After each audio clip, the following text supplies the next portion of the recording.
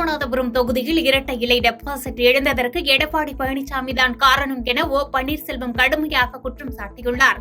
சென்னை மயிலாப்பூரில் ஓ பன்னீர்செல்வம் தலைமையில் அதிமுக தொண்டர்கள் உரிமை மீட்பு குழு ஆலோசனை கூட்டம் நடைபெற்றது.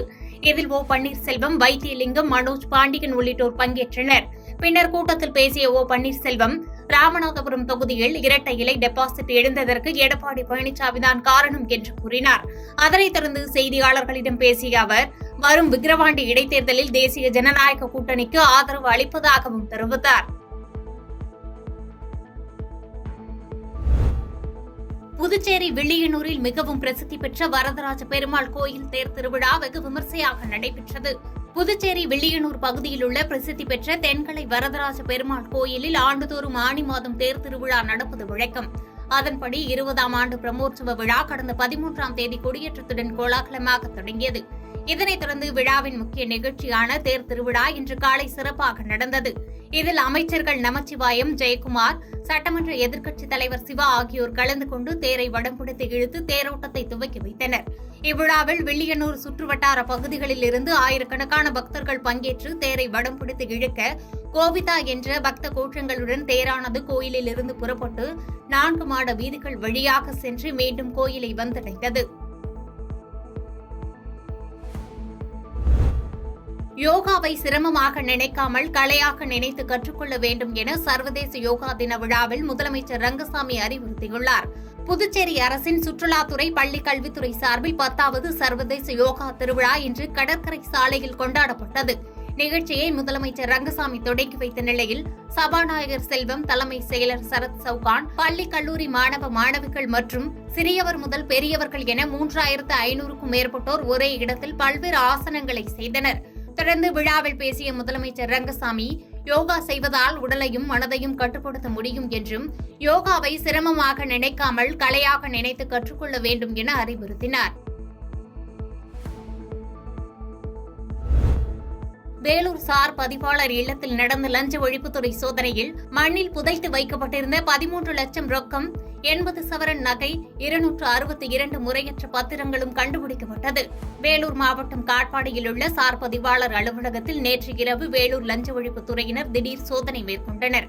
இரவு 7:30 மணி முதல் அதிகாலை 4 மணி வரை நடைபெற்ற இந்த சோதனையில் கணக்கில் வராத 2,14,000 ரூபாய் பறிமுதல் செய்யப்பட்டது.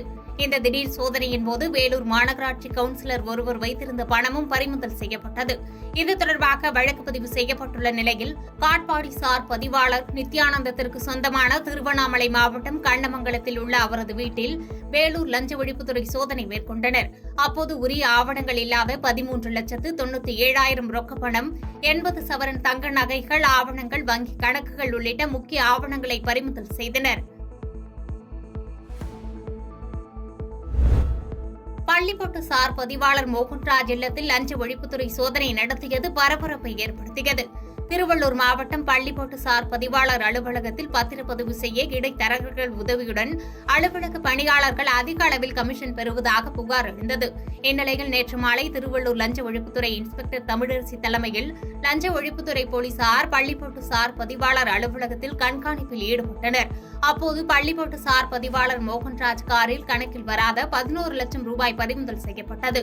இதனைத் தொடர்ந்து திருவள்ளூர் அருகே கீழ் நல்லாத்தூர் பகுதியில் உள்ள மோகன்ராஜ் இல்லத்தில் டிஎஸ்பி ராமமூர்த்தி தலைமையில் 10 பேர் கொண்ட லஞ்ச ஒழிப்புத்துறை குழுவினர் சோதனை மேற்கொண்டனர். வேலூர் மாவட்டம் முழுவதும் 100க்கும் மேற்பட்ட போலீசார் நடத்திய சாராய வேட்டையில் 50 பேர் கைது செய்யப்பட்டனர். கள்ளக்குறிச்சியில் விஷ சாராயம் அருந்தி உயிரிழப்புகள் நேரிட்ட சம்பவம் எதிரொலியாக வேலூர் மாவட்டம் முழுவதும் மாவட்ட எஸ்பி மணிவண்ணன் உத்தரவின் பேரில் தீவிர சாராய வேட்டை நடைபெற்றது. மொத்தமாக சுமார் 2400 லிட்டர் கள்ளச்சாராய ஊழல்கள், சுமார் 667 லிட்டர் கள்ளச்சாராயம், 431 மது பாட்டில்கள் ஆகியவற்றை பறிமுதல் செய்து அழித்தனர். ஆங்காங்கே மேற்கொள்ளப்பட்ட கள்ளச்சாராய வேட்டையில் விற்பனை செய்ததாக 65 பேர் வழக்கு பதிவு செய்து அதிரடியாக மாவட்டம் முழுவதும் 50 பேரை கைது செய்து நீதிமன்றத்தில் ஆஜர்படுத்தி வேலூர் மத்திய சிறையில் அடைத்தனர். மேலும் இதுபோன்று தொடர் குற்ற செயல்களில் ஈடுபட்டால் அவர்கள் மீது கடும் நடவடிக்கை எடுக்கப்படும் என வேலூர் மாவட்ட எஸ்பி மணிவண்ணன் எச்சரிக்கை விடுத்துள்ளார். பாதகம் செய்பவரை கண்டால் நாம் பயங்கொள்ளலாகாது பாப்பா. மோதி மிதித்து விடு பாப்பா, அவர் முகத்தில் உமிழ்ந்து விடு பாப்பா. அண்மை செய்திகளை உடனுக்குடன் தெரிந்து கொள்ள இணைந்திருங்கள் இயம்நாடு தொலைக்காட்சியுடன்.